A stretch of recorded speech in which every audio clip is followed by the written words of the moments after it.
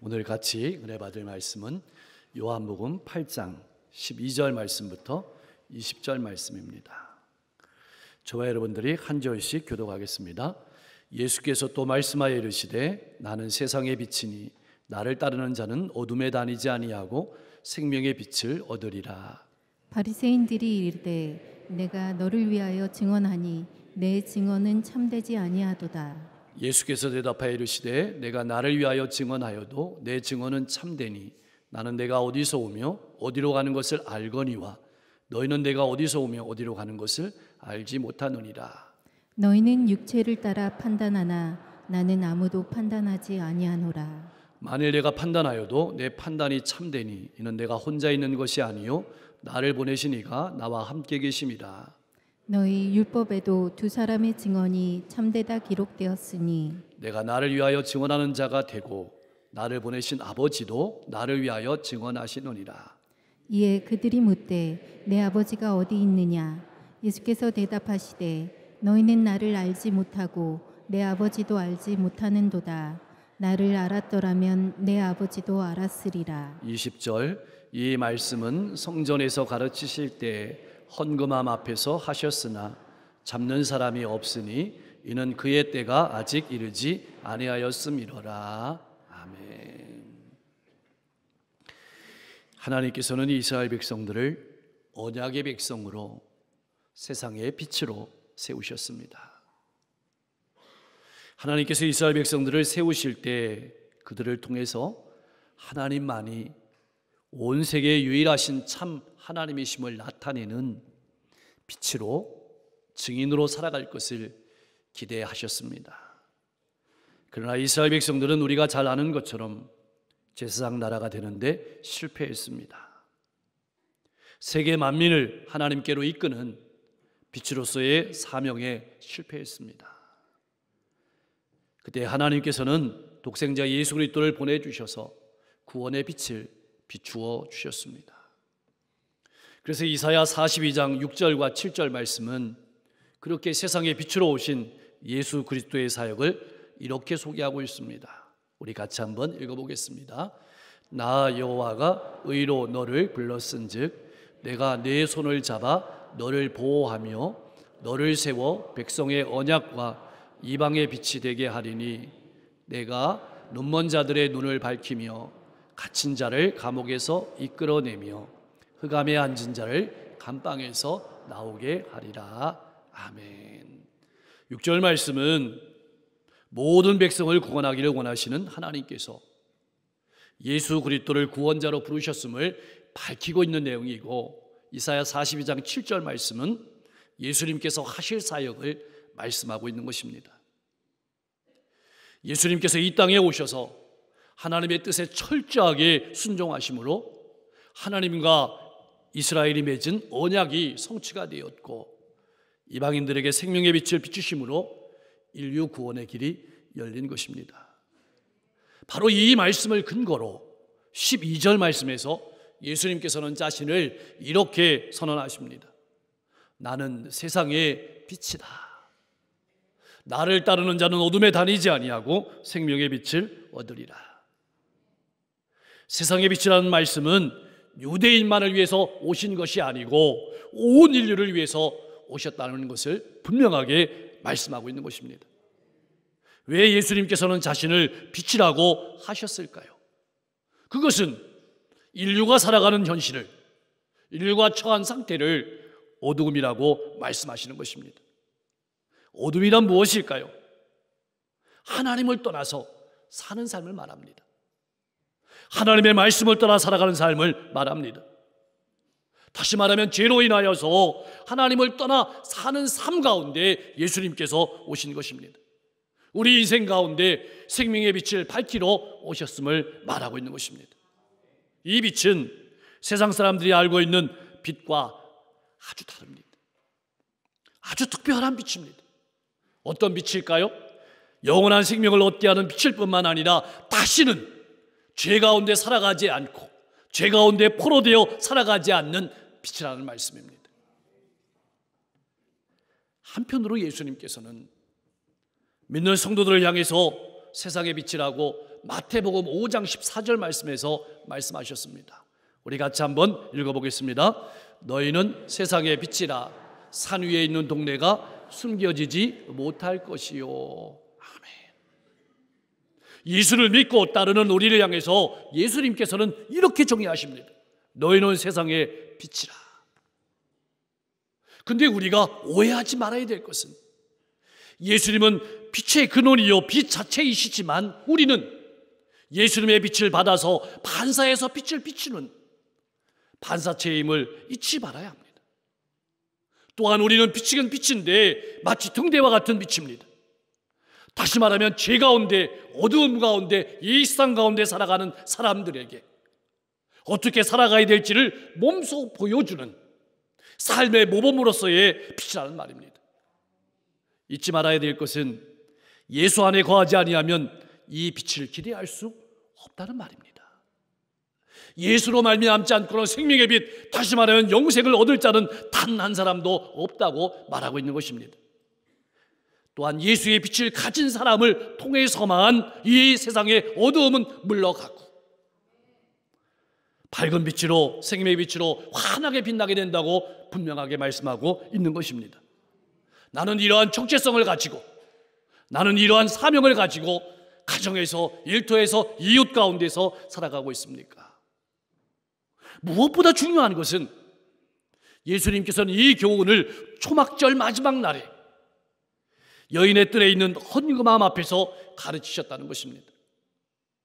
우리가 잘 알고 있는 것처럼 초막절은 하나님께서 이스라엘 백성들을 이집트에서 이끌어내실 때 광야의 길을 걸었습니다.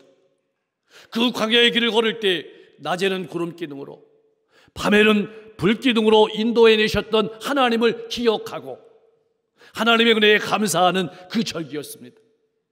이 초막절이 되면 성전 안에 있는 각각의 금등잔들이 불이 환하게 켜집니다. 그러면 그 빛은 성전을 비출 뿐만 아니라 온 사람들을 환하게 비추었습니다. 그러면 사람들은 횃불을 들고 춤을 추면서 노래했습니다. 그것은 이스라엘 백성들의 빛이 되신 하나님께서 자기 백성들을 구원하시고 자기 백성들을 가나안 땅으로 인도하시는 그 은혜를 상징하는 빛이었습니다. 바로 그 등잔불들이 환하게 타오르는 현장 한가운데서 예수님께서 말씀하시는 것입니다. 나는 세상의 빛이니 나를 따르는 자는 어둠에 다니지 아니하고 생명의 빛을 얻으리라. 이렇게 선언하시는 것입니다. 예수님은 무슨 말씀을 하시는 것일까요? 아니 무엇을 말씀하고 싶으신 것일까요? 과거의 조상들은 광야에서 불기둥으로 인도하셨던 하나님의 구원의 빛은 이제는 예수 그리스도 안에서 예수님께서 구원하시는 사역으로 말미암아서 그 빛이 성취된다는 것입니다. 과거의 장막 위에 임재하셨던 하나님의 빛은 이제 더 이상 초막절의 등잔 위에 임하는 것이 아니라는 뜻입니다. 하나님께서 장막 위에 불기둥으로 영광의 빛으로 임재하셨던 것처럼 참빛이신 예수님께서 인간의 몸을 입고 세상의 생명을 비추기 위해서 우리에게 오셨다는 말입니다. 뿐만 아니라 우리에게 오셨고 우리를 인도하시는 목자가 되심을 말씀하고 있는 것입니다. 예수님께서 자신을 세상의 빛이라고 말씀하시는 것은 예수님께서 단지 유대인만을 위해서 오신 것이 아니라 모든 세상 사람들을 위한 구원의 빛이라는 사실을 의미하는 것입니다. 지금 예수님을 나의 구주로 영접하고 거듭난 우리 성도들은 우리에게 주어질 영원한 하나님 나라의 거처를 바라보면서 이 세상이라는 광야의 길을 걸어가고 있습니다. 그럼 우리는 어떻게 이 광야의 길을 힘있게 걸어갈 수 있을까요? 그것은 바로 이스라엘 백성들을 생각해 보면 됩니다. 노예 생활이 하던 이집트에서 나와서 가나안 땅을 향해서 광야의 길을 걸어갈 때 그들은 구름 기둥을 불기둥을 바라보며 살았습니다. 똑같습니다. 우리도 불기둥과 구름기둥을 따라가면 됩니다. 어떻게 구름기둥과 불기둥을 따라갈 수 있을까요? 바로 세상에 비치신 예수 그리스도를 바라보고 따라가면 되는 것입니다. 기억하십시오. 이스라엘 백성들이 광야에서 불기둥과 구름기둥으로 하나님의 인도하심을 받은 것처럼 예수님께서는 우리들이 주님의 인도하심을 받아서 우리 인생의 광야 길을 힘있게 통과하기를 원하고 계십니다. 그렇다면 예수님께서 우리 인생의 빛이라는 사실이 우리에게 의미하는 바는 무엇일까요? 요 다음에 있는 요한복음 9장을 집에 가서 꼭 한번 읽어보십시오. 거기 보면 날 때부터 앞을 보지 못하던 한 맹인이 예수 그리스도를 만났습니다. 아니, 예수님께서 이 맹인을 찾아오셨습니다. 그리고 그의 눈을 열어주셨습니다. 그런데 그는 육신의 눈만 뜬 것이 아니었습니다. 차츰 믿음의 눈을 뜨게 되었습니다. 그리고 하늘로부터 생명의 빛으로 오신 예수 그리스도를 만나고 믿게 되었습니다. 맹인은 예수 그리스도 안에서 하나님께서 통치하시는 하나님 나라를 바라보게 되었습니다. 그리고 거기서부터 내가 살아가는 세상을 진정으로 다시 볼 수 있게 되었습니다. 믿음의 눈을 뜨게 되었고 예수 그리스도를 믿고 알게 되었고 하나님이 어떤 분이신지 알게 되었고 하나님이 어떻게 통치하시는지 알게 되었고 자기의 삶이 이제는 새로운 가치관을 가지고 예수님을 따라가는 인생이 된 것입니다. 나는 어떻습니까? 생명의 빛이신 예수 그리스도의 인도하심을 따라서 하늘나라를 바라보며 생명의 가치관, 하늘나라의 가치관을 가지고 이 어두운 세상을 불밝히면서 살아가고 있습니까? 예수를 나타내며 살아가고 있습니까? 나는 세상의 빛이라는 이 선언은 바리새인들 속에서 즉각적으로 반대를 일으켰습니다.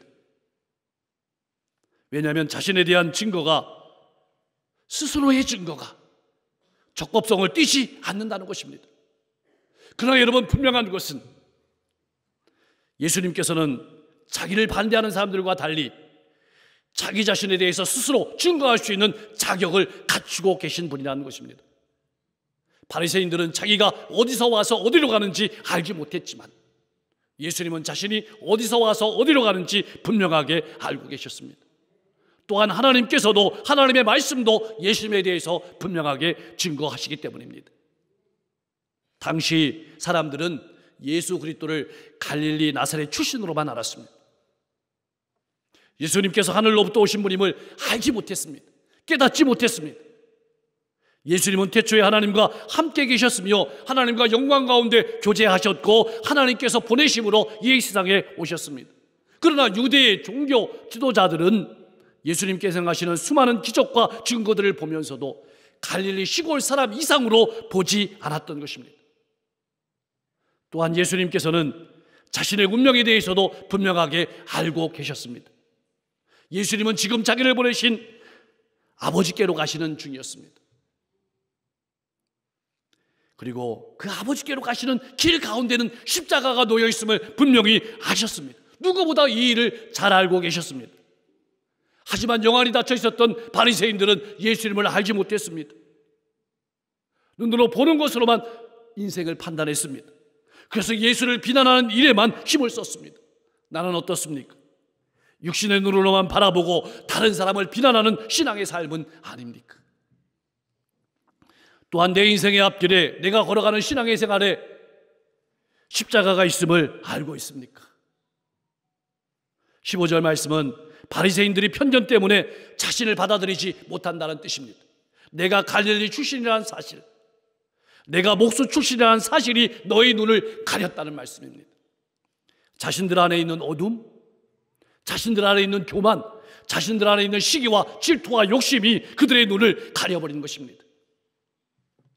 하나님께서 어떤 분이신지 알지 못하니 아들도 모르고, 아들 예수 그리스도를 알지 못하니 하나님의 뜻도 아버지도 알지 못한다는 뜻입니다.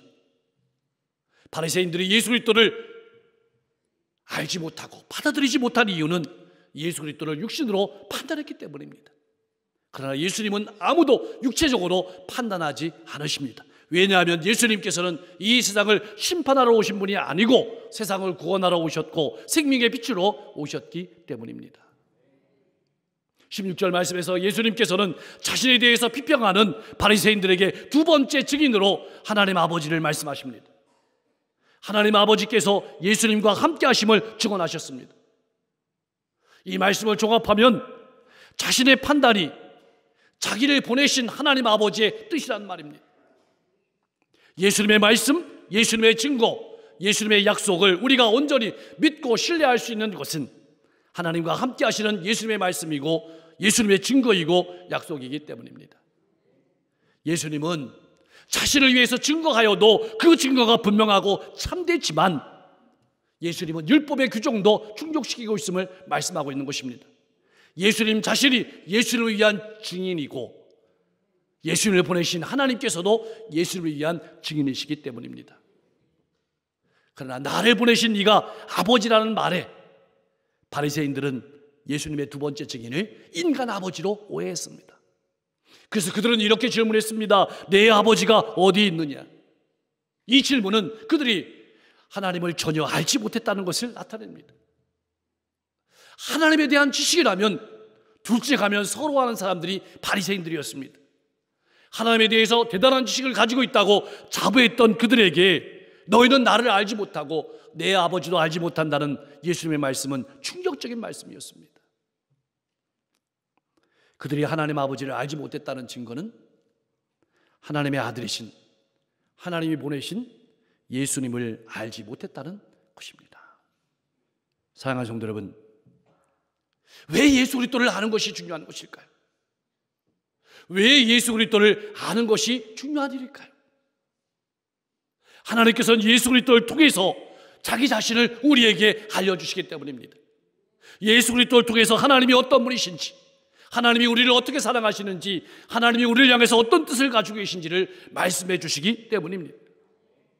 예수 그리스도를 통해서 하나님은 자기를 나타내셨고 예수를 믿는 자들에게만 자기를 알리셨습니다. 유대의 종교 지도자들은 이 중요한 사실을 알지 못했기 때문에 자신들은 물론이고 다른 사람들도 어둠에 거하게 만들었습니다. 위험에 처하도록 만들었습니다. 예수 그리스도를 알지 못하면 우리도 똑같은 일을 할 수 있습니다.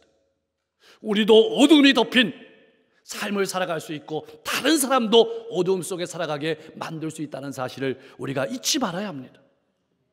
이 세상에서 예수 그리스도를 통하지 않고는 아버지께로 갈 수 있는 사람은 아무도 없습니다. 그래서 예수님께서는 요한복음 14장 말씀에서 14장 6절에서 이렇게 분명하게 말씀하셨습니다. 우리 같이 한번 읽어보겠습니다. 예수께서 이르시되 내가 곧 길이요 진리요 생명이니 나로 말미암지 않고는 아버지께로 올 자가 없느니라. 아멘. 또한 예수 그리스도 없이 하나님께 영광 돌리시는 사람은 아무도 없습니다. 그래서 바울 사도는 빌립보서 2장 9절에서 11절 말씀에서 이렇게 증언했습니다. 이러므로 하나님이 그를 예수를 지극히 높여 모든 이름 위에 뛰어난 이름을 주사 하늘에 있는 자들과 땅에 있는 자들과 땅 아래에 있는 자들로 모든 무릎을 예수의 이름에 꿇게 하시고 모든 입으로 예수 그리스도를 주라 시인하여 하나님 아버지께 영광을 돌리게 하셨느니라. 예수 그리스도를 아는 자만이, 예수 그리스도를 믿고 예수 그리스도의 이름 앞에 무릎을 꿇는 사람만이 전능하신 하나님의 약속에 참여할 수 있고 하나님께 영광을 돌릴 수 있다는 말씀입니다. 사랑하는 성도 여러분, 세상 사람들은 우리가 믿는 하나님을 보여달라고 소리칩니다. 그러나 하나님은 영적인 분이시기 때문에 우리의 육신의 눈으로 볼 수 없는 분입니다. 또한 하나님은 거룩하신 분이기 때문에 죄로 물든 인간들은 하나님 앞에 감히 설 수가 없습니다. 만일 죄인이 하나님을 본다면 죽을 수밖에 없습니다. 그러나 사랑이 많으신 하나님께서는 우리로 하여금 볼 수 있고 교제할 수 있도록 우리와 같은 인간으로 예수 그리스도를 보내주셨습니다. 그렇습니다. 예수 그리스도는 인간의 몸을 입고 이 땅에 오신 성자 하나님이십니다. 그분을 아는 것이 곧 하나님을 아는 것입니다. 그래서 우리는 힘써서 그리스도를 알아야 합니다. 그런데 아는 것은 머리로 되는 것이 아닙니다. 인격적인 교제를 통해서 알아가게 되는 것입니다. 말씀 안에서 기도하면서 하나님과 인격적인 교제 안에서 예수 그리스도를 통해서 하나님을 알아가고 내가 어떤 존재인지 알아가고 나를 향한 하나님의 뜻을 알아가게 되고 깨닫게 되고 예수님을 나의 목자로 예수님을 따라가고 예수님을 나타내는 삶을 살아가게 되는 것입니다. 날마다 예수 그리스도를 통해서 하나님을 더 깊이 알아가는 성도님들 되시기를 주님의 이름으로 간절히 소망합니다. 자, 우리는 예수님의 이 마지막 말씀, 나는 세상의 빛이라는 선언과 증언이 참되다는 말씀이 성전의 헌금함 앞에서 이루어졌다는 사실에 주목해야 합니다. 이 말씀은 무슨 말이냐면 이 말씀이 역사적인 사실이라는 뜻입니다. 예수님의 말씀은 바리새인들의 격렬한 저항에 부딪혔습니다. 그런데 오늘 말씀은 예수님을 잡는 사람이 없었다고 증언하고 있습니다. 왜냐하면 아직 예수님의 때가 되지 않았다고 말씀하고 있습니다. 무슨 때입니까?